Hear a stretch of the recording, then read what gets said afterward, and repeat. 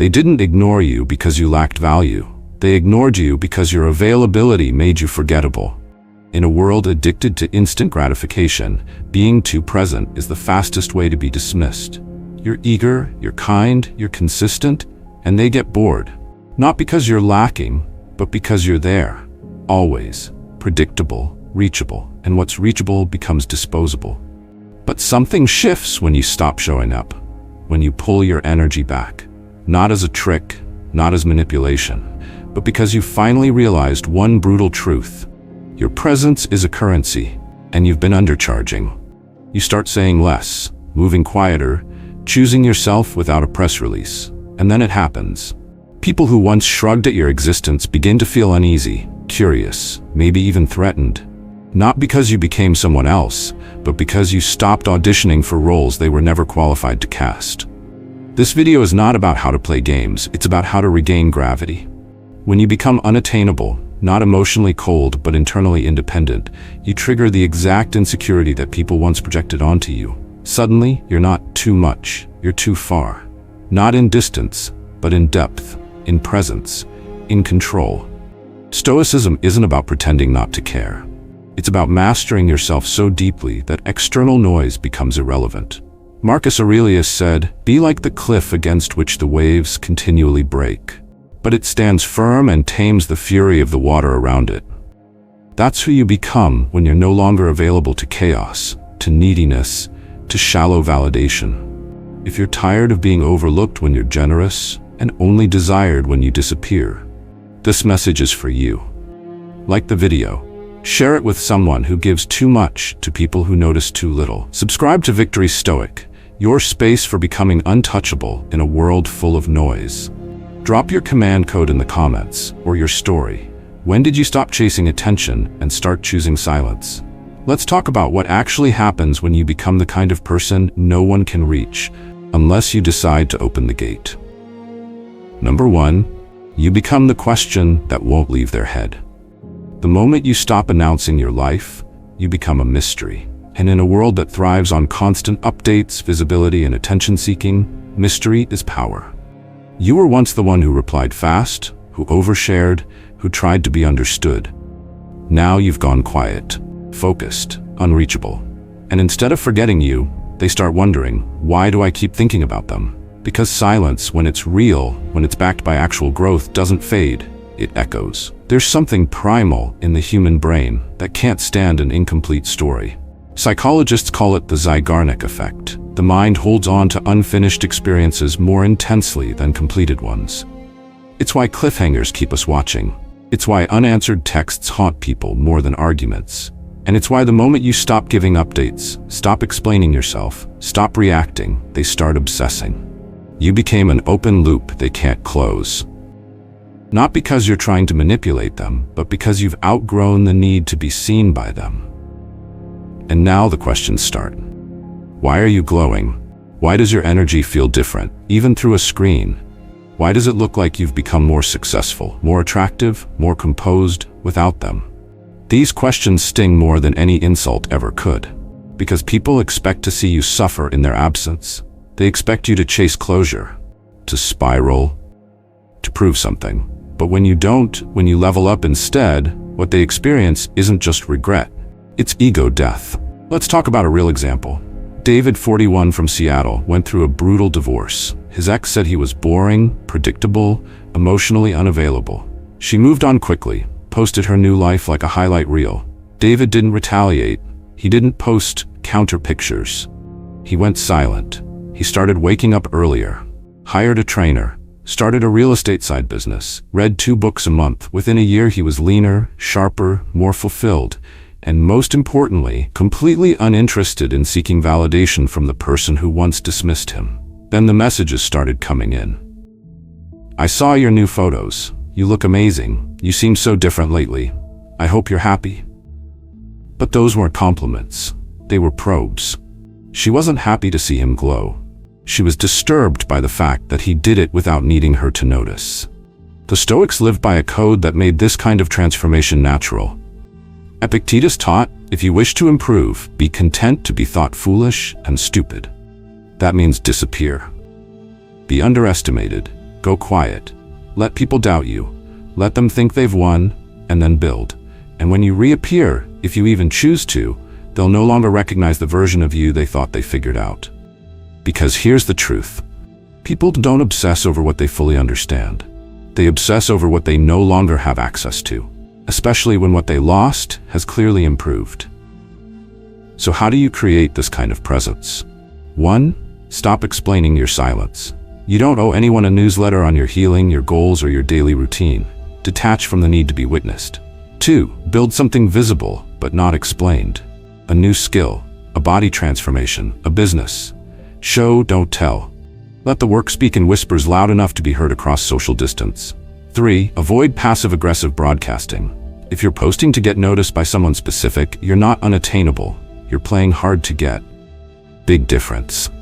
True detachment is quiet, consistent, and not aimed at any audience. 4. Keep your circle tight. Don't leak your progress through mutual friends. Let curiosity do its job. The less they know, the louder their thoughts become. This mindset rewires how people perceive you. Suddenly, you're not the one texting late. You're the one they wonder about at midnight. You're not the one who needed closure. You're the one who closed the door so gently they didn't notice until it was too late. This transformation isn't petty. It's precise. You're not punishing anyone.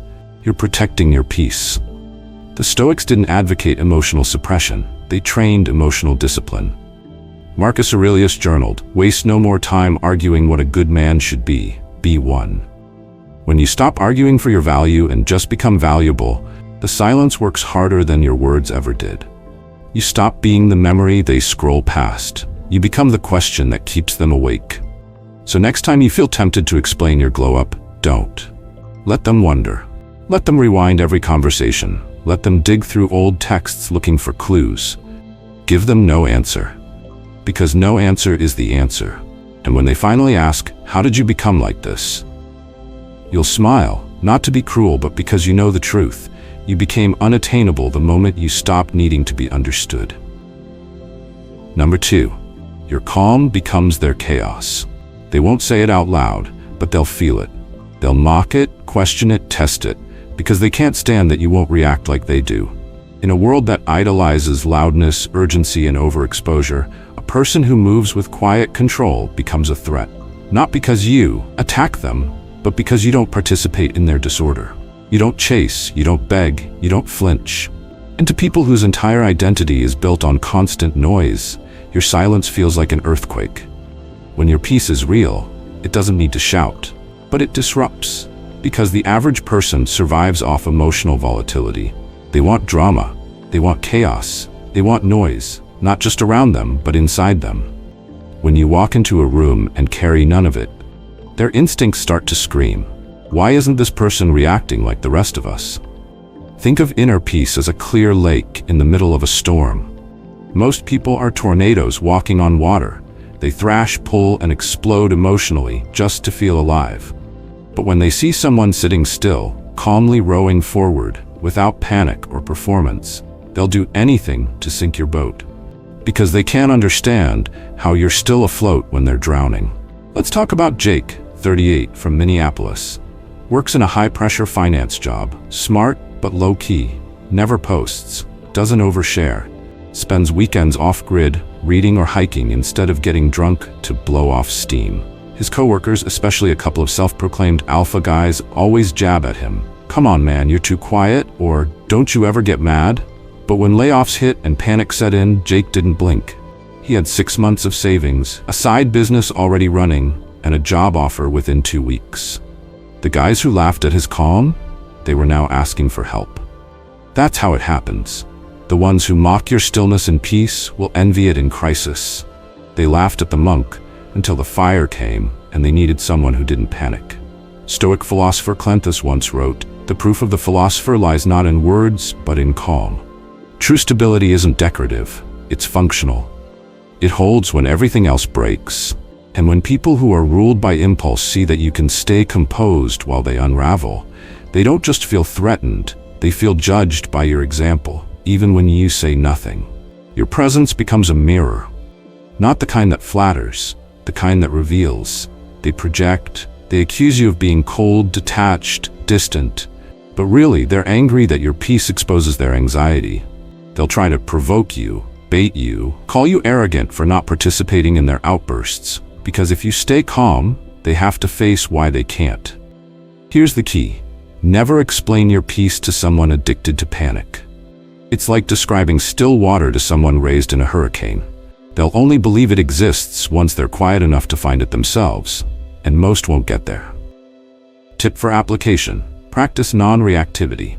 Choose one trigger, maybe a snide comment, a rude look, or someone trying to control your mood, and respond with absolute calm. Not because you're suppressing, because you're in command. Don't justify. Don't escalate. Let your composure do the talking. The less you feed their chaos, the more they start to confront it in themselves. And build this like a muscle. 10 minutes of silence before you react. Cold showers, to train the body not to flinch under discomfort. Right before you respond. Meditate instead of ranting. Control your tone even when your pulse climbs. All of it adds up to one message. I am not here to play by the rules of chaos. Remember, they will try to interpret your calm as weakness. Let them. They've been conditioned to believe that control equals repression. But the Stoics knew better. Epictetus said, "Freedom is the only worthy goal in life. It is won by disregarding things that lie beyond our control." That includes their opinions, their projections, their storms. You don't need to convince them. You just need to remain still while they shake. Think of your calm like gravity. It doesn't raise its voice. It just keeps everything grounded. The moment you stop needing to prove that you're fine, you become unshakable. Not immune to pain, just unwilling to perform it for people who wouldn't understand it anyway. Eventually, the same people who questioned your stillness will crave it. They'll come to you when their chaos consumes them, when their tempers have cost them peace, relationships, opportunities. And if you've stayed true to the discipline, you won't gloat. You won't say, "I told you so." You'll offer a simple truth. This is what it looks like when you stop reacting and start building.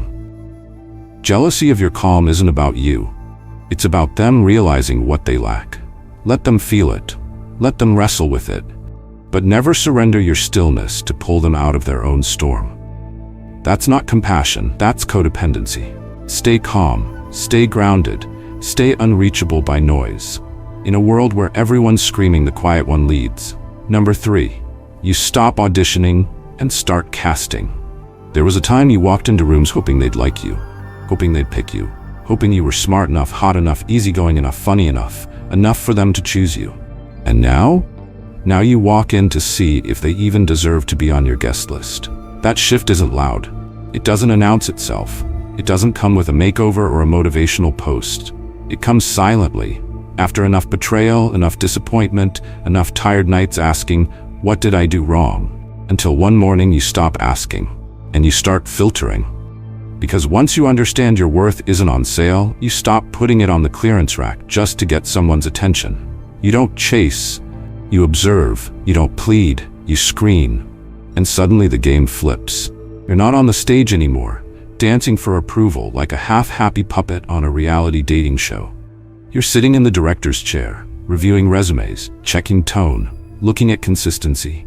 Because anyone can impress for a weekend, but can they hold character when the spotlight fades? This is what people don't tell you. Choosing someone is easy. Being choosable is a skill. It's built, it's trained, it requires standards, not just feelings. Enter Amanda, 35, from Atlanta. She used to be a chronic pick-me in every relationship. Texting first, over-explaining, over-giving, accepting half-effort as long as it was packaged in charm. And every time it crashed, she'd think, maybe next time I'll be softer, sweeter, more agreeable. Then came the burnout, then the therapy, then the standards. Now, Amanda doesn't care how tall you are, what car you drive, or how good your jawline looks in filtered light. She's watching for emotional consistency. She's watching how you speak about your ex, how you handle the word no, how you treat the waitress. And if you flinch, brag, dodge, or perform, she's out. Politely. Silently. No second audition. That's the power of flipping the script. The old you used to ask, "Do they like me?" The new you asks, "Would I even hire them for a walk-on role in my life?" And people will notice. Oh, they'll notice. They'll say you're hard to get. No, You're just not easy to fool anymore. They'll say you're cold. No, you've just turned off the heating system for people who never bring fire of their own. They'll say you've changed, and for once, they'll be right. Seneca wrote, "Associate with people who are likely to improve you. Welcome those whom you yourself can improve." The process is mutual. Translation? If there's no growth, no respect, no weight behind their presence, why are they even in the room? Tip to apply this in real life. Write your standards like a job description. Not just kind or funny, but how they behave under pressure. What values they live by. What they stand for when no one's watching. Notice how you feel after you interact. Do they leave you energized or empty? Clear or confused? You don't need drama to feel something. You need clarity to build something. Don't explain your standards. They're not courtroom evidence, they're entry requirements. The right people will already match them. The wrong ones will feel offended. Let them. This is where the Stoic mindset makes you dangerous in the best way. Because the crowd is out there trying to be liked, but you've trained yourself to live liked by your own values first. You've stopped outsourcing validation. You've stopped bartering for attention. You don't care if you're anyone's type when you've become the kind of person who writes their own rules. The result? You become deeply unbothered. You don't fall for pretty lies. You don't confuse charm with character. You know exactly what matters to you, and that makes you a fortress, not a flirt. Let them call it arrogance. Let them say you're too much, because most people saying that are simply too little. They've never met someone who didn't need to be chosen to feel valuable. You're not playing hard to get. You've just stopped playing small to be gotten. You no longer attend auditions. You run casting. And most people, they don't get the part. Number 4, you're no longer emotionally hijackable. The fastest way to be controlled isn't through chains, it's through compliments, through guilt, through silence, through a well-timed "I miss you." Because most people aren't manipulated by force, they're steered by emotional access. But once you cut those strings, when you stop being emotionally predictable, reward-seeking, validation-hungry, you become unplayable. Not cold, not numb, just unavailable for exploitation. Let's get something brutally clear. Whoever can control your emotions controls your behavior. And the world knows it. Social media influencers engineer their content to pull your mood. Advertisers make you feel inadequate just to sell you confidence in a bottle. Narcissists hand out affection like breadcrumbs to get loyalty. Nice people offer guilt-drenched praise so you'll say yes when you mean no. And people you used to love, they show up just long enough to keep a leash on your heart so they don't have to earn space in your life anymore. But all of that collapses the moment you stop needing to be understood, liked, praised, or needed. Suddenly they have no buttons left to push. Take Emily, 30, from Brooklyn. She was a chronic responder. Her ex would post cryptic quotes online after they broke up. Real love doesn't walk away. He'd text her every few weeks with vague flattery. "I still think about your laugh." Every time she'd fall back into dialogue, half hope, maybe just one call. But therapy changed that. She stopped seeing affection as a sign of value and started measuring it by consistency. Next time he reached out, she didn't block him. She didn't fight, she just didn't care. He had lost access to what he once fed off, her reaction. That's emotional sovereignty. The power not to fight back, but to simply not respond. Not out of pride, out of peace. Here's the science. According to Dr. Paul Ekman, one of the world's leading researchers on emotions, emotional reactivity is one of the strongest indicators of external control. If your mood can be hijacked by a text, a tone, or a look, you're not in control. You're on a leash. But when you train yourself to respond intentionally, not instinctively, you take that leash off forever. Think about the last time someone tried to manipulate you with guilt. You never call anymore. If you cared, you would have shown up. "I guess you're too busy for me now." Old you would have panicked, explained, overcompensated. New you? You clock the pattern. You recognize the script, and instead of defending yourself, you do the one thing manipulators can't handle. You remain calm. This doesn't mean shutting down emotionally. It means not handing your emotional dashboard to someone who hasn't earned that privilege. You stop giving the world keys to a car they don't know how to drive. And guess what happens? You stop attracting people who survive on emotional chaos. Because now they can't hook you. They can't bait you. They can't reel you into their drama spiral. You're no longer the reliable crash pad for their bad choices. You're not the audience for their victim monologue. You're not the easy target for their projection. Here's another example. Tyler, 27, from Austin, works in music. His social circle was full of empaths who constantly dumped their trauma at his feet. "You're such a good listener," they'd say, right before spiraling for hours and calling it healing. For years, Tyler thought being available meant being caring, but eventually he realized he was being used as emotional furniture, always present, never prioritized. He started asking one question before engaging. Is this person respecting my energy or renting it without paying rent? That question alone cleared 70% of his circle. What remained? People who didn't rely on his emotional compliance to feel powerful. That's what happens when you're no longer easy to emotionally access. You stop attracting manipulators. You start attracting grown people who don't need to provoke, guilt, or love bomb to feel relevant. People who don't measure love by how much pain you'll tolerate, but by how much self-respect you both protect. The Stoic answer to manipulation isn't rage, it's restraint. Marcus Aurelius wrote, "The nearer a man comes to a calm mind, the closer he is to strength." Because real power isn't how loudly you speak, it's how little they can shake you. How unmoved you remain when others are yelling, crying, seducing, or accusing, trying anything to get you to bend. So how do you train this? 1. Pause. Between stimulus and response, there's a space. Expand it. Use it.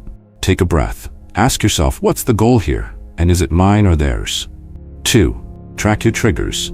Who gets you reactive? What words make you feel small? What tone derails your calm? Once you know the trigger, you take back the remote. 3. Redefine kindness. Saying no isn't rude. Walking away isn't heartless. And staying quiet isn't weakness. You are not required to emotionally perform for people who refuse to emotionally regulate themselves. In the end, emotional sovereignty is the highest currency of freedom. Not because you don't feel, but because no one else decides how you feel. When praise no longer manipulates you, you can hear it without addiction. When guilt no longer controls you, you can set boundaries without apology. And when love no longer blinds you, you'll see clearly who deserves it and who only performs it. That's when you become untouchable. Not because your heart is hard, but because your mind is finally yours. Number 5. The ghost comes back, but not for redemption.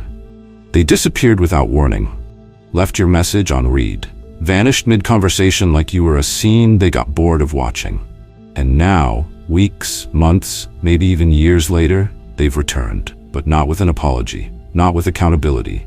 They come back quietly, like a shadow slipping through a back door, creeping through your online life, double-tapping from burner accounts, hovering in the story views like a digital ghost with unfinished business. They didn't come back because they miss you. They came back to check if you're still haunted. This isn't reconnection, it's reconnaissance. They're not here to rebuild. They're here to review, to measure, to see if they still have pull. If their silence still stings, if they could, with one well-placed message, make you spiral all over again. And they pray quietly that you haven't healed. Because if you have, they lose the one thing they were counting on, power without presence. Here's the game. Ghosters don't want closure. Closure closes doors. They want ambiguity. That way, if life gets boring or lonely, they can float back in like nothing happened. A little emoji reaction, a vague "hey stranger." And if you respond with softness, curiosity, even politeness, they win. Not because they want you back, but because they know they still live rent-free inside your expectations. This behavior is called breadcrumbing in psychology, leaving small, non-committal signs of attention to keep you emotionally available without any real investment. It's not affection, it's ego maintenance. It's checking to see if the trapdoor is still open. Take Lauren, 29, from San Diego. Dated a guy for 3 months, constant calls, late-night talks, shared playlists, deep soul connection vibes. Then, one day, nothing. No explanation. Just gone. She grieved, cried, wondered what she did wrong. Then silence turned into strength. She started focusing on herself. Running, cooking, traveling. And right when she finally stopped thinking about him, he watched 3 of her Instagram stories in a row and liked a photo from 4 months ago. No message. No words. Just digital fingerprints on her progress. That's the test. not of your value, of your clarity. Stoicism offers a brutal but freeing perspective here. Epictetus said, "If someone can provoke you, realize that your mind is complicit in the provocation."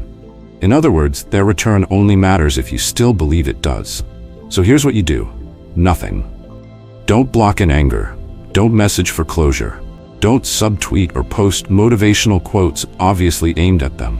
Because when you do, you're not detached, you're just dancing in another form of dependency.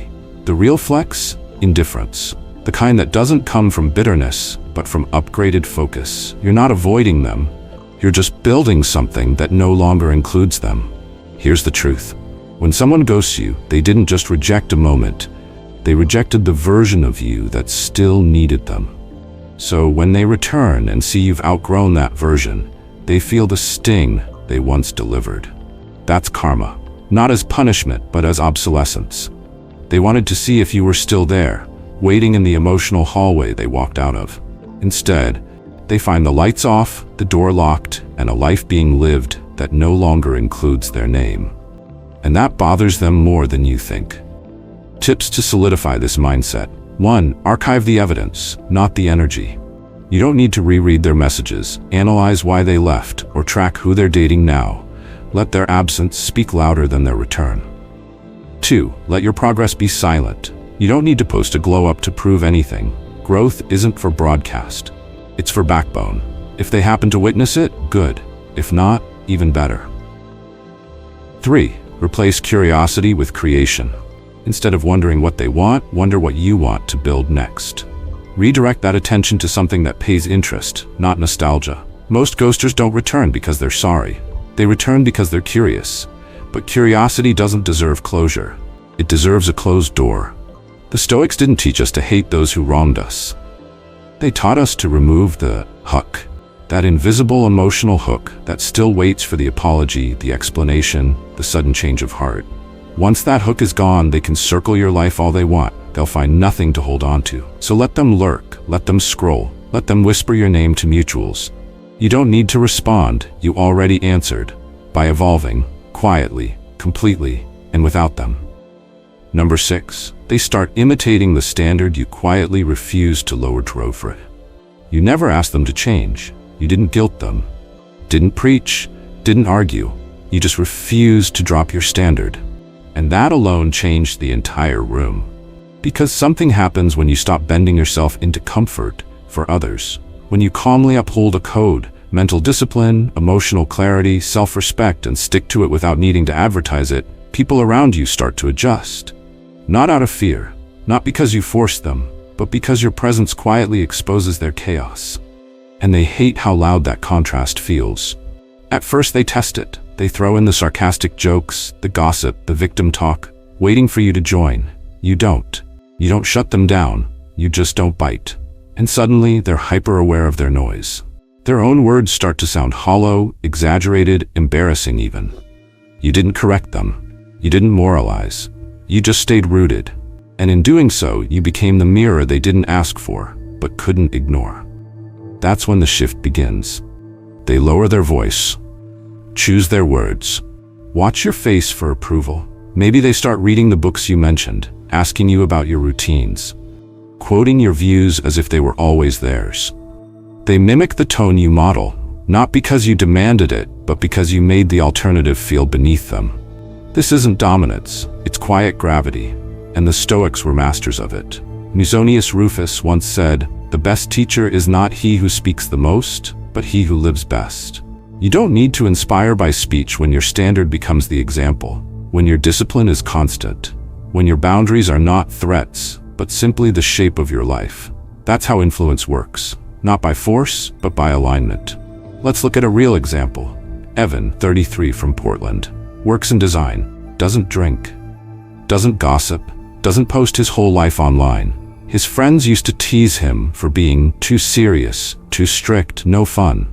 At parties, they'd wave drinks in his face, push crude conversations, joke about his morning routines. He never flinched, never scolded, just smiled, disengaged, and left early.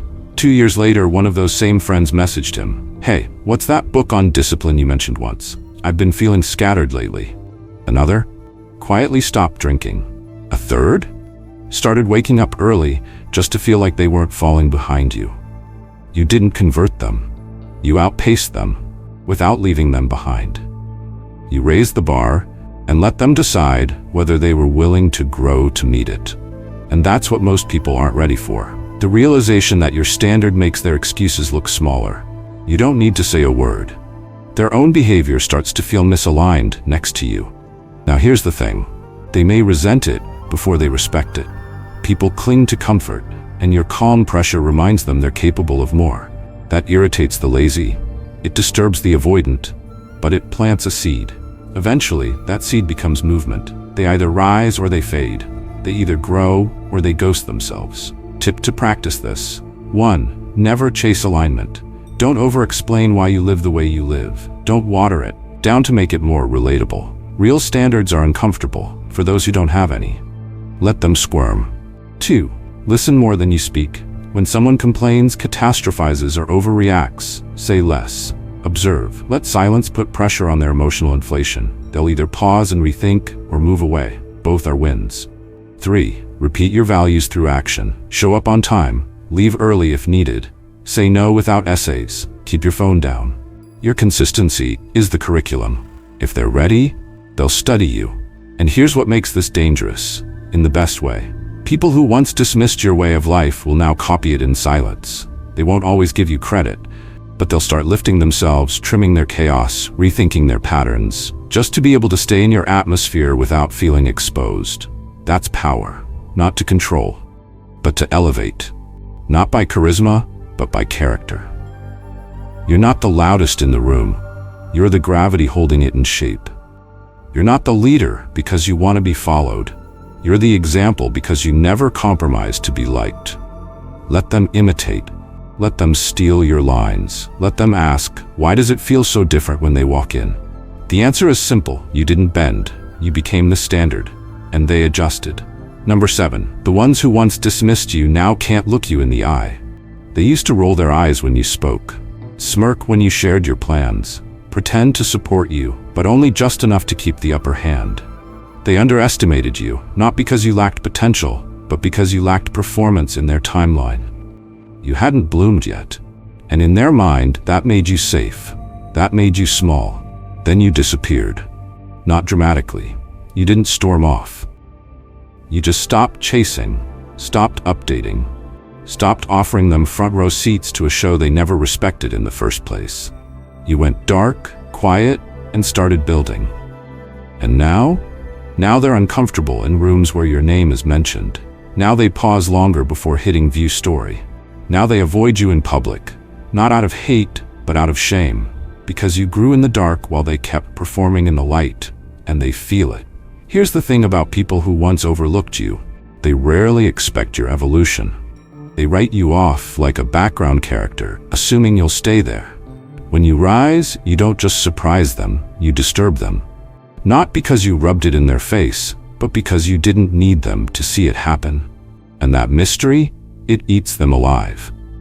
They start asking themselves questions they'll never ask you. Why did they stop texting? Who are they hanging out with now? Why do they look better, move sharper, feel untouchable? What did I miss? Did I mess that up? Yes, they did, and they know it. Psychologically, this is cognitive dissonance in real time. When someone's image of you no longer matches the reality of who you've become, it creates internal conflict. They either adjust that image and admit they were wrong, or avoid you entirely. Most choose avoidance. It's easier than accountability. Look at Chris, 36 from Chicago. Used to work a dead-end job. Dated a woman who constantly belittled him, called him safe, predictable, not ambitious enough. She left for someone flashier. Chris didn't clap back. He didn't spiral. He just left the city. Moved states. Started working with a startup, hit the gym, learned to invest. 3 years later, they crossed paths at a wedding. She couldn't maintain eye contact, couldn't keep up the facade. He wasn't just different, he was above the story she used to tell herself to sleep at night. She laughed nervously. He smiled calmly. That was it. Because success doesn't need to scream. It just stands there and lets the silence convict the audience. The Stoics knew this power. Marcus Aurelius wrote, "The best revenge is not to be like your enemy, That includes not needing to prove anything to people who once made a sport out of doubting you. Your glow-up isn't revenge. It's revelation. It shows the world who you actually were the whole time, before you learned to protect it from the wrong crowd. Tip to remember when you sense they're watching. 1. Don't flinch. Their discomfort isn't your responsibility. You're not cold. You're just done shrinking. 2. Don't gloat. If your presence now makes them feel small, it's only because they once tried to make you feel smaller. Stay gracious. Stay grounded. Stay unavailable to petty drama. 3. Protect the new version of you. They'll come back curious, maybe even apologetic. That doesn't mean they're ready to meet the standard you now live by. Be discerning, because people who once dismissed you often want access again, not to love you properly, but to re-establish their comfort with who you used to be. Don't let them. They weren't there for the silence. They don't deserve the success. There's an old saying, the ones who laughed at you then can't even face you now. Not because you're angry, but because they're embarrassed. They didn't think you'd make it without them, and now that you have, they no longer know how to stand beside you. So they sit in silence, watching, wishing, rewriting history in their head. You don't need to be part of that conversation anymore. You left the stage, built the theater, and now they can't even afford the ticket. Conclusion. The moment you become unattainable, the world bows or breaks. You didn't lose anyone. You lost noise. You lost manipulation. You lost those who only knew how to love you when you made yourself small enough to be held in their unworthy hands. When you become unattainable, not because of arrogance, but because of inner architecture, everything shifts. The dynamic flips. The power recenters. Not outward, but inward. You stop being a magnet for the desperate, and you start becoming a mirror for the delusional. People don't chase you because you're out of reach. They chase you because your silence reminds them how far they've drifted from themselves. They don't want to be you. They want what you have without needing anyone else to give it to you. Stoicism never taught seduction. It taught stability. It taught you to stop being a participant in emotional inflation, to stop needing applause just to feel seen. Marcus Aurelius never said, impress them. He said, be indifferent to what makes no difference. That includes attention. That includes validation. That includes every fleeting whisper begging you to break your own code just to be noticed. Let others try to decode you. Let them call you distant, cold, detached. You don't owe them softness for surviving what they couldn't. You didn't become unattainable to punish them. You became unattainable because you finally stopped negotiating your value with those who couldn't afford your peace. So now you walk differently. Not faster, not louder. Just heavier, because your presence no longer leaks for free. And the world? It adjusts. Like this video if something in you woke up. Share it with someone who's done being accessible to chaos. Subscribe to Victory Stoic, the space for those building a fortress within. Drop your command code in the comments, or your turning point. When did you stop needing to be understood? When did your silence become your strength? Thank you for watching. Thank you for standing taller. And remember, when you become truly unattainable, you don't repel the world. You reveal it.